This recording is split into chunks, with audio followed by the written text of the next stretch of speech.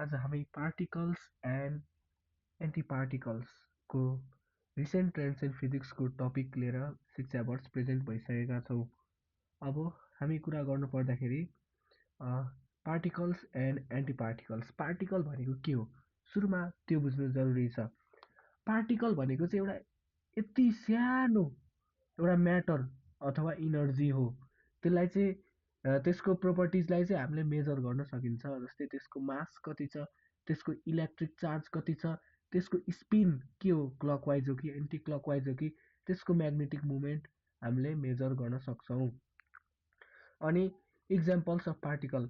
Particle हामी सब atomic particle सानै कक्षाबाट पढ्दै आएका छौँ। इलेक्ट्रोन ई माइनस चार्ज के हुन्छ, minus one e electron minus हुन्छ चार्ज, प्रोटोनको प्लस हुन्छ, अनि न्युट्रोनको चार्ज हुँदैन, चार्जलेस पार्टिकल हो।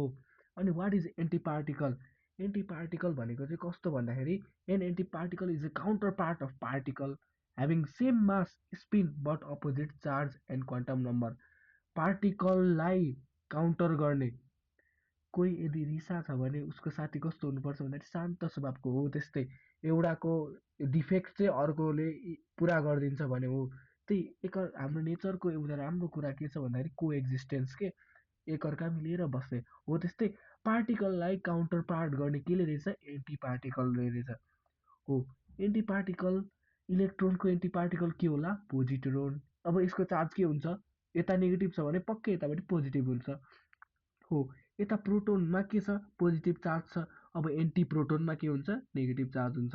अब न्युट्रोनमा यहाँ चाहिँ के छ, जिरो छ होइन, तर न्युट्रल चार्जमा चाहिँ के हुन्छ, चार्ज त जिरो नै हुन्छ तर अपोजिट बेरियन नम्बरको। ल अब हामीले के बुझ्ने भन्दाखेरि अब एटम र एन्टी एटम।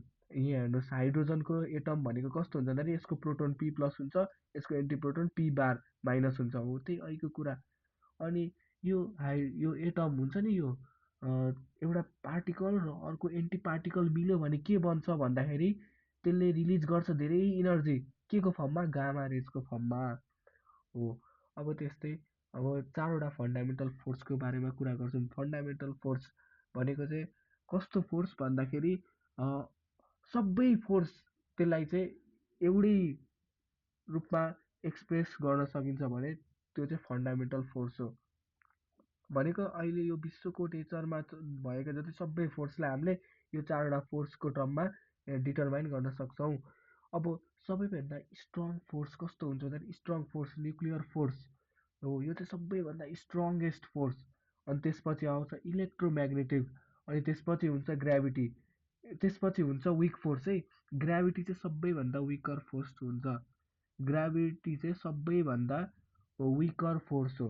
यसरी फोर्सको सिक्वेन्समै छ, स्ट्रङ, इलेक्ट्रोम्याग्नेटिक, विक, अनि त्यसपछि ग्राभिटी। विक भनेपछि विक फोर्स कुन भनेर एमसिक्यूमा सोध्यो भने ग्राभिटी हो नि, फेरि विक भन्ने फोर्स होइन। विक विक चाहिँ ग्राभिटी भन्दा स्ट्रेन्थ हुन्छ। यहाँ हेर्नुहोस् न, 10⁻⁻6 छ, यहाँ 6 × 10⁻39।